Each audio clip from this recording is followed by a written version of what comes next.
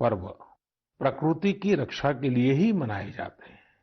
जैसे बिहार के पश्चिमी चंपारण में सदियों से थारू आदिवासी समाज के लोग 60 घंटे के लॉकडाउन, या उनके ही शब्दों में कहें तो 60 घंटे के बरना का पालन करते हैं।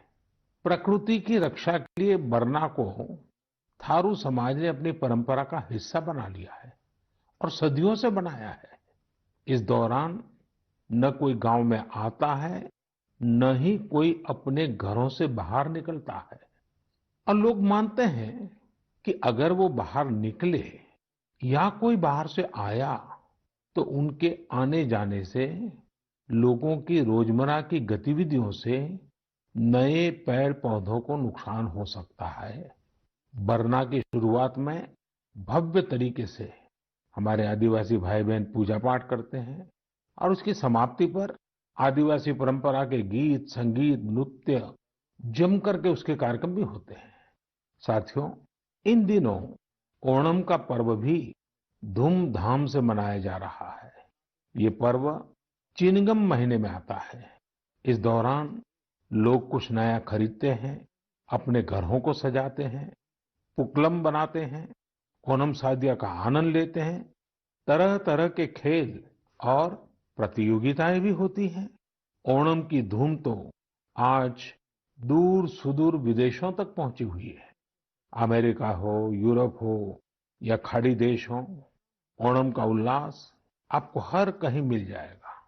ओणम एक इंटरनेशनल फेस्टिवल बनता जा रहा है। साथियों, ओणम हमारी कृषि से जुड़ा हुआ पर्व है। ये हमारी ग्रामीण अर्थव्यवस्था के लिए भी एक नई शुरुआत का समय होता है। किसानों की शक्ति से ही तो हमारा जीवन, हमारा समाज चलता है। हमारे पर्व किसानों के परिश्रम से ही रंग बिरंगे बनते हैं। हमारे अन्नदाता को, किसानों की जीवनदायिनी शक्ति को वेदों में भी बहुत गौरवपूर्ण रूप से नमन किया गया है। ऋग्वेद में मंत्र है, अन्नानाम पतये नमः, अन्नानाम पतये नमः, क्षेत्राणाम पतये नमः। अर्थात अन्नदाता को नमन है, किसान को नमन है। हमारे किसानों ने कोरोना के इस कठिन परिस्थितियों में भी अपनी ताकत को साबित किया है। हमारे देश में इस बार खरीफ की फसल की बुआई पिछले साल के मुकाबले 7% ज्यादा हुई है। धान की रुपाई इस बार लगभग 10%, दालें लगभग 5%, मोटे अनाज, कोर्स सीरियल्स लगभग 3%, ऑयल सीड्स लगभग 13%, कपास लगभग 3% ज्यादा बोई गई है। मैं इसके लिए देश के किसानों को बधाई देता हूं, उनके परिश्रम को नमन करता हूं। मेरे प्यारे देशवासियों, कोरोना के इस कालखंड में देश कई मोर्चों पर एक साथ लड़ रहा है, लेकिन इसके साथ साथ कई बार मन में ये भी सवाल आता रहा कि इतने लंबे समय तक घरों में रहने के कारण मेरे छोटे छोटे बाल मित्रों का समय कैसे बीतता होगा।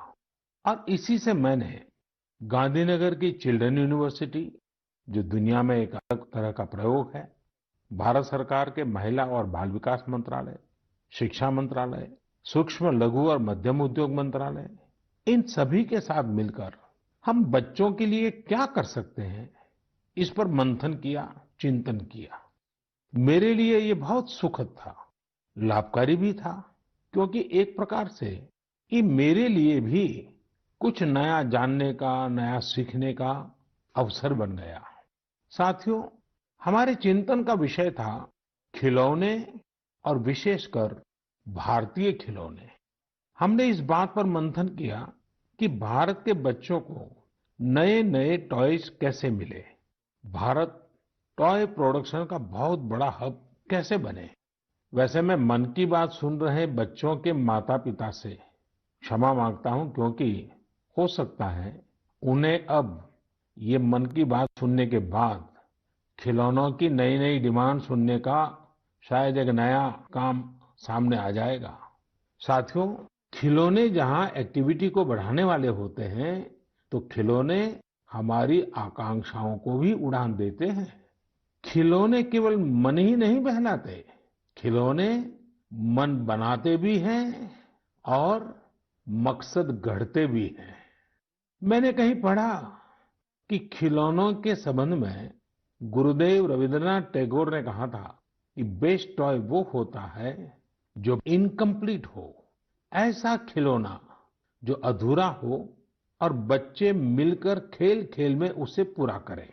गुरुदेव टैगोर ने कहा था कि जब वो छोटे थे तो खुद की कल्पना से घर में मिलने वाले सामानों से ही अपने दोस्तों के साथ अपने खिलौने और खेल बनाया करते थे। लेकिन एक दिन बचपन के उन मौज मस्ती भरे पलों में बड़ों का दखल हो गया। हुआ ये था कि उनका एक साथी एक बड़ा और सुंदर सा विदेशी खिलौना लेकर आ गया। खिलौनों को लेकर इतराते हुए अब सब साथी का ध्यान खेल से ज्यादा खिलौने पर रह गया। हर किसी के आकर्षण का केंद्र खेल नहीं रहा, खिलौना बन गया। जो बच्चा कल तक सबके साथ खेलता था, सबके साथ रहता था, घुल मिल जाता था, खेल में डूब जाता था, वो अब दूर रहने लगा। एक तरह से बाकी बच्चों से भेद का भाव उसके मन में बैठ गया। महंगे खिलौने में बनाने के लिए भी कुछ नहीं था, सीखने के लिए भी कुछ नहीं था। यानी कि एक आकर्षक खिलौने ने एक उत्कृष्ट बच्चे को कहीं दबा दिया, छिपा दिया, मुरझा दिया। इस खिलौने ने धन का, संपत्ति का, जरा बड़प्पन का प्रदर्शन कर लिया, लेकिन उस बच्चे की क्रिएटिव स्पिरिट को बढ़ने और संवरने से रोक दिया। खिलौना तो आ गया, पर खेल खत्म हो गया और बच्चे का खिलना भी खो गया। इसलिए गुरुदेव कहते थे कि खिलौने ऐसे होने चाहिए जो बच्चे के बचपन को बाहर लाएं, उसकी क्रिएटिविटी को सामने लाएं। बच्चों के जीवन के अलग-अलग पहलू पर खिलौनों का जो प्रभाव है, इस पर राष्ट्रीय शिक्षा नीति में भी बहुत ध्यान दिया गया है। खेल खेल में सीखना, खिलौने बनाना सीखना, खिलौने जहां बनते हैं वहां की विजिट करना, इन सबको करिकुलम का हिस्सा बनाया गया है। साथियों, हमारे देश में लोकल खिलौनों की बहुत समृद्ध परंपरा रही है। कई प्रतिभाशाली और कुशल कारीगर हैं जो अच्छे खिलौने बनाने में महारत रखते हैं। भारत के कुछ क्षेत्र टॉय क्लस्टर्स यानी खिलौने के केंद्र के रूप में भी विकसित हो रहे हैं। जैसे कर्नाटक के रामनगरम में चन्नापटना, आंध्र प्रदेश के कृष्णा में कोंडापल्ली, तमिलनाडु में तंजौर, असम में धुबरी, उत्तर प्रदेश का वाराणसी, कई ऐसे स्थान हैं, कई नाम गिना सकते हैं। आपको ये जानकर आश्चर्य होगा कि global toy industry 7 lakh crore रुपए से भी अधिक की है। 7 लाख करोड़ रुपयों का इतना बड़ा कारोबार, लेकिन भारत का हिस्सा उसमें बहुत कम है। अब आप सोचिए कि जिस राष्ट्र के पास इतनी विरासत हो, परंपरा हो, विविधता हो, युवा आबादी हो, क्या खिलौनों के बाजार में उसकी हिस्सेदारी इतनी कम होनी हमें अच्छा लगेगा क्या? जी नहीं, ये सुनने के बाद आपको भी अच्छा नहीं लगेगा। देखिए साथियों, टॉय इंडस्ट्री बहुत व्यापक है। गृह उद्योग हो, छोटे और लघु उद्योग हो, एमएसएमईज हो, इसके साथ साथ बड़े उद्योग और निजी उद्यमी भी इसके दायरे में आते हैं।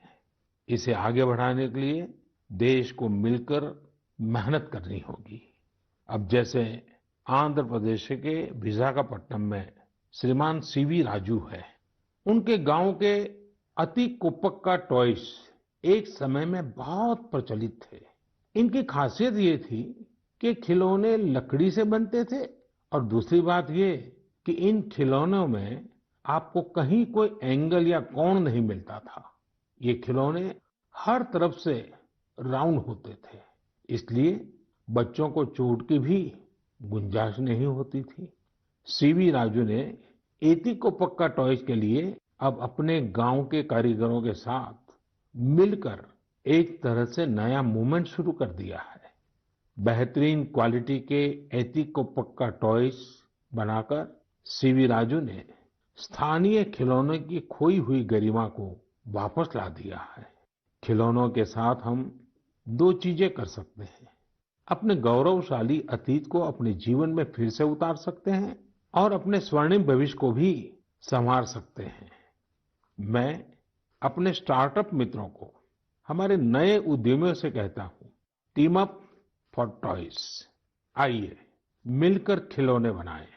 अब सभी के लिए लोकल खिलौनों के लिए वोकल होने का समय है। आइए हम अपने युवाओं के लिए कुछ नए प्रकार के अच्छी क्वालिटी वाले खिलौने बनाते हैं। खिलौना वो हो जिसकी मौजूदगी में बचपन खिले भी, खिलखिलाए भी। हम ऐसे खिलौने बनाएं जो पर्यावरण के भी अनुकूल हो। साथियों, इसी तरह अब कंप्यूटर और स्मार्टफोन के इस जमाने में कंप्यूटर गेम्स का भी बहुत ट्रेंड है। ये गेम्स बच्चे भी खेलते हैं, बड़े भी खेलते हैं।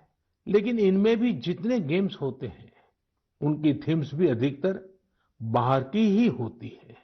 हमारे देश में इतने आइडियाज हैं, इतने कंसेप्ट्स हैं, बहुत समृद्ध हमारा इतिहास रहा है। क्या हम उन पर गेम्स बना सकते हैं? मैं देश के युवा टैलेंट से कहता हूँ, आप भारत में भी गेम्स बनाइए और भारत के भी गेम्स बनाइए। कहा भी जाता है, लेट द गेम्स बिगिन। तो चलो खेल शुरू करते हैं। साथियों, आत्मनिर्भर भारत अभियान में वर्चुअल गेम्स हो, टॉयज का सेक्टर हो, सबने बहुत महत्वपूर्ण भूमिका निभानी है और ये अवसर भी है। जब आज से 100 वर्ष पहले असहयोग आंदोलन शुरू हुआ, तो गांधी जी ने लिखा था कि असहयोग आंदोलन देशवासियों में आत्मसम्मान और अपनी शक्ति का बोध कराने का एक प्रयास है। आज जब हम देश को आत्मनिर्भर बनाने का प्रयास कर रहे हैं, तो हमें पूरे आत्मविश्वास के साथ आगे बढ़ना है। हर क्षेत्र में देश को आत्मनिर्भर बनाना है। असहयोग आंदोलन के रूप में जो बीज बोया गया था, उसे अब आत्मनिर्भर भारत के वटवृक्ष में परिवर्तित करना हम सबका दायित्व है। मेरे प्यारे देशवासियों, भारतीयों के इनोवेशन और सॉल्यूशन देने की क्षमता का लोहा हर कोई मानता है। और जब समर्पण भाव हो, संवेदना हो, तो ये शक्ति असीम बन जाती है। इस महीने की शुरुआत में देश के युवाओं के सामने एक ऐप इनोवेशन चैलेंज रखा गया। इस आत्मनिर्भर भारत ऐप इनोवेशन चैलेंज में हमारे युवाओं ने बढ़ चढ़ करके हिस्सा लिया। करीब 7,000 एंट्रीज आई।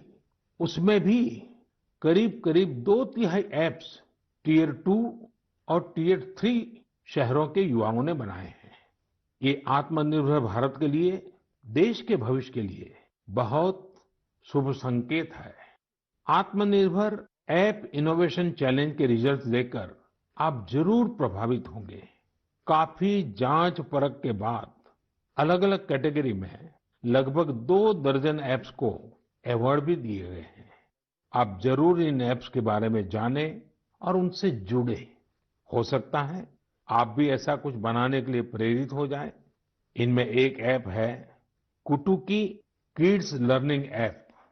ये छोटे बच्चों के लिए ऐसा इंटरेक्टिव ऐप है जिसमें गानों और कहानियों के जरिए बात बात में ही बच्चे मैथ, साइंस में बहुत कुछ सीख सकते हैं। इसमें एक्टिविटीज भी हैं, खेल भी हैं। इसी तरह एक माइक्रो ब्लॉगिंग प्लेटफॉर्म का भी ऐप है। इसका नाम है कू, KOO, कू। इसमें हम अपनी मातृभाषा में टेक्स्ट, वीडियो और ऑडियो के जरिए अपनी बात रख सकते हैं, इंटरैक्ट कर सकते हैं। इसी तरह चिंगारी ऐप भी युवाओं के बीच काफी पॉपुलर हो रहा है। एक ऐप है आस्क सरकार। इसमें चैटबॉट के जरिए आप इंटरैक्ट कर सकते हैं और किसी भी सरकारी योजना के बारे में सही जानकारी हासिल कर सकते हैं, वो भी टेक्स्ट, ऑडियो और वीडियो तीनों तरीकों से। ये आपकी बड़ी मदद कर सकता है। एक और ऐप है स्टेप सेट गो। ये फिटनेस ऐप है।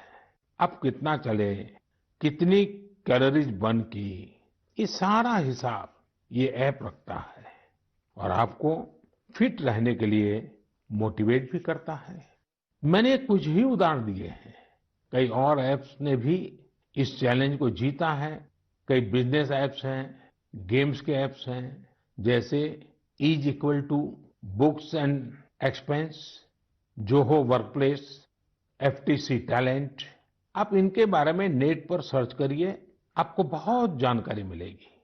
आप भी आगे आए, कुछ इनोवेट करें, कुछ इम्प्लीमेंट करें। आपके प्रयास आज के छोटे छोटे स्टार्टअप्स कल बड़ी बड़ी कंपनियों में बदलेंगे और दुनिया में भारत की पहचान बनेंगे। और आप ये मत भूलिए कि आज जो दुनिया में बहुत बड़ी बड़ी कंपनियां नजर आती है ना, वे भी कभी स्टार्टअप हुआ करती थी। प्रिय देशवासियों, हमारे यहाँ के बच्चे, हमारे विद्यार्थी अपनी पूरी क्षमता दिखा पाए, अपना सामर्थ्य दिखा पाए, इसमें बहुत बड़ी भूमिका न्यूट्रिशन की भी होती है, पोषण की भी होती है। पूरे देश में सितंबर महीने को पोषण माह, न्यूट्रिशन मंथ के रूप में मनाया जाएगा। नेशन और न्यूट्रिशन का बहुत गहरा संबंध होता है। हमारे यहाँ एक कहावत है, यथा अन्नम तथा मन्नम, यानी जैसा अन्न होता है वैसा ही हमारा मानसिक और बौद्धिक विकास भी होता है। एक्सपर्ट्स कहते हैं कि शिशु को गर्भ में और बचपन में जितना अच्छा पोषण मिलता है उतना अच्छा उसका मानसिक विकास होता है और वो स्वस्थ रहता है। बच्चों के पोषण के लिए भी उतना ही जरूरी है कि माँ को भी पूरा पोषण मिले। और पोषण या न्यूट्रिशन का मतलब केवल इतना ही नहीं होता कि आप क्या खा रहे हैं, कितना खा रहे हैं, कितनी बार खा रहे हैं। इसका मतलब है आपके शरीर को कितने जरूरी पोषक तत्व, न्यूट्रिएंट्स मिल रहे हैं।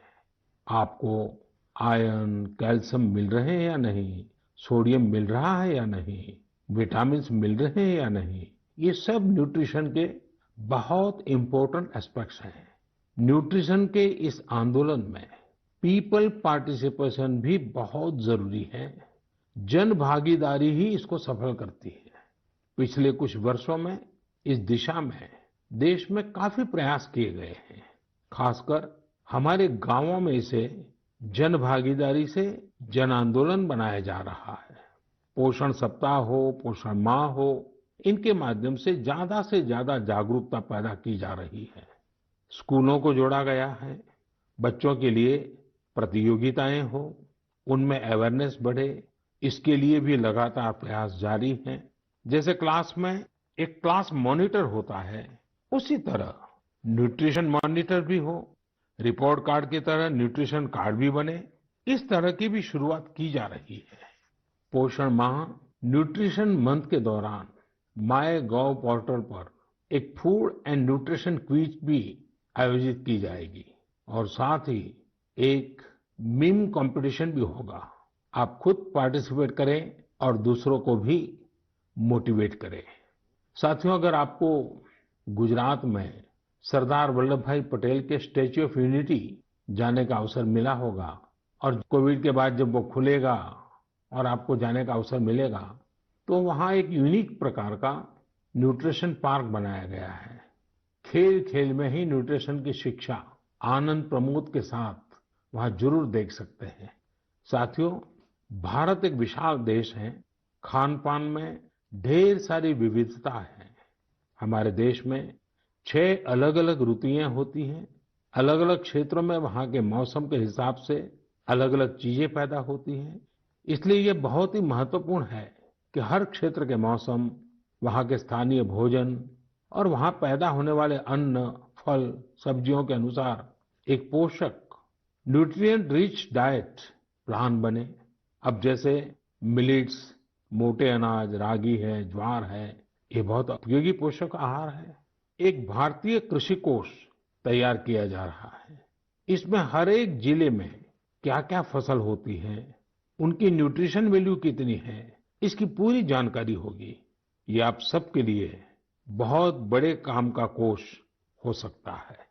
आइए, पोषण माह में पौष्टिक खाने और स्वस्थ रहने के लिए हम सभी को प्रेरित करें। प्रिय देशवासियों, बीते दिनों जब हम अपना स्वतंत्रता दिवस मना रहे थे, तब एक दिलचस्प खबर पर मेरा ध्यान गया।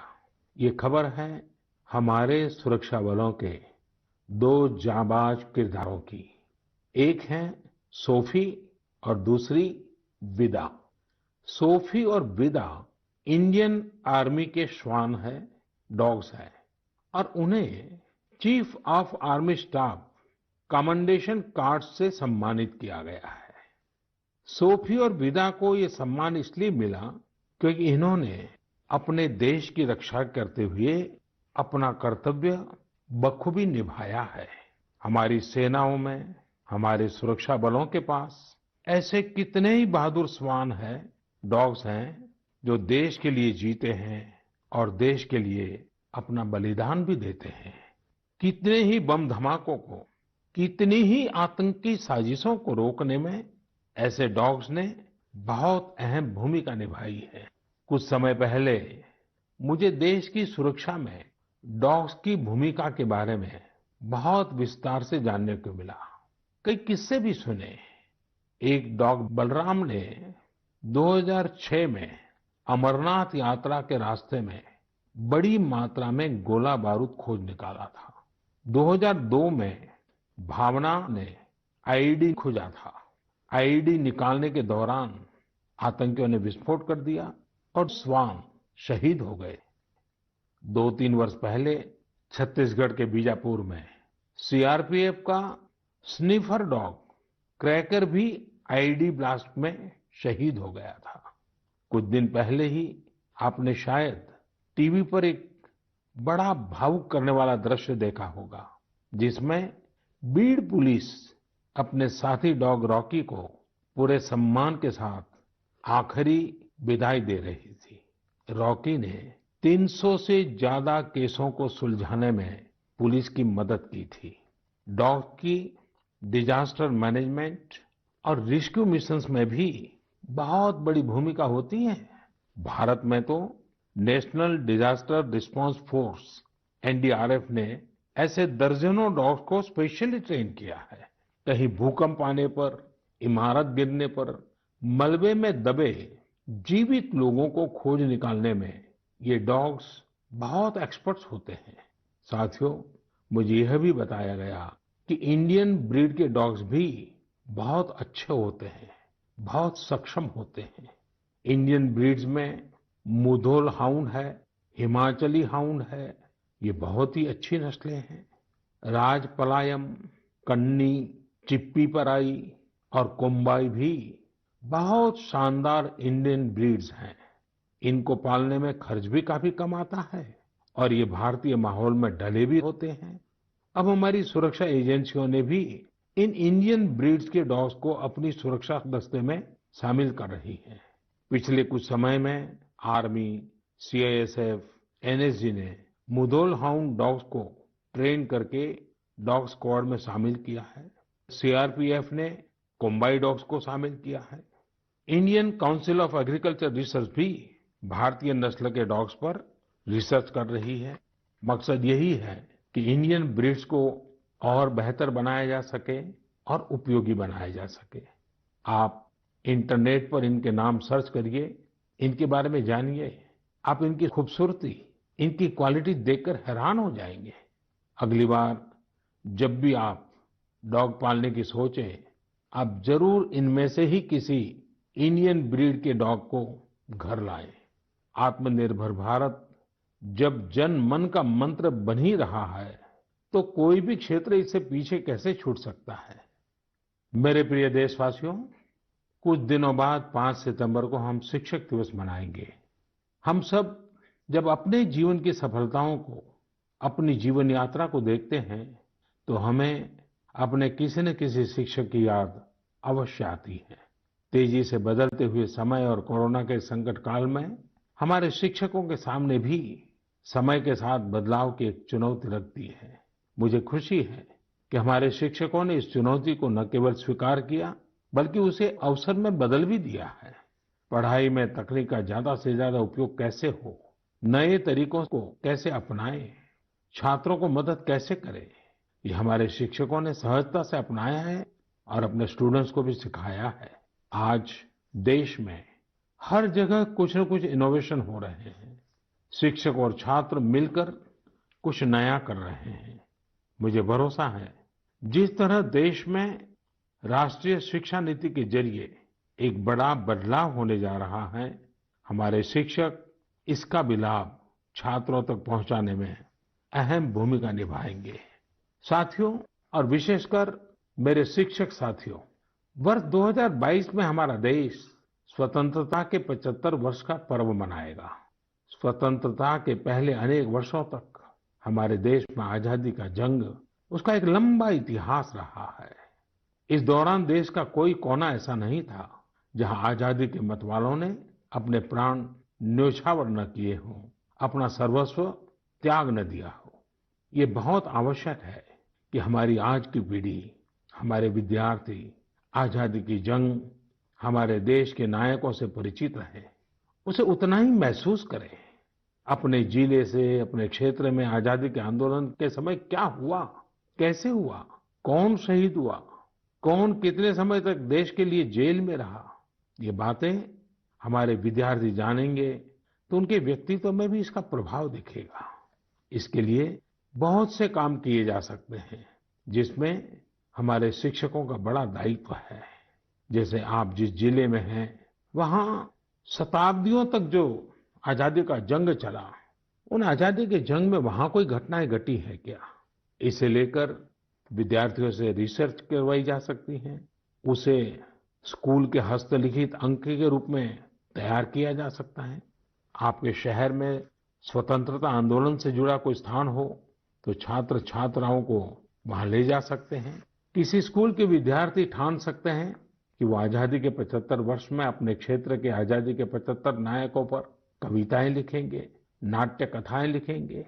आपके प्रयास देश के हजारों लाखों अनसंग हीरोज को सामने लाएंगे, जो देश के लिए जिए, जो देश के लिए खप गए, जिनके नाम समय के साथ विस्मृत हो गए।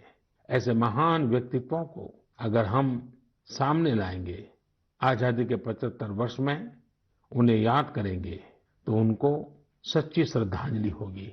और जब 5 सितंबर को शिक्षक दिवस मना रहे हैं, तब मैं मेरे शिक्षक साथियों से जरूर आग्रह करूंगा कि वे इसके लिए एक माहौल बनाएं, सबको जोड़ें और सब मिलकर के जुट जाएं।